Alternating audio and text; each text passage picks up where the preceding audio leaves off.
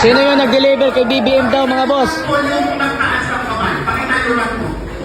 Ayan, yan. Yung mga nag-deliver daw kay BBM. Dito sa kanan, ano ang kaugnayan mo doon sa mag-deliver ng pera na nasa maleta kay Bongbong Marcos?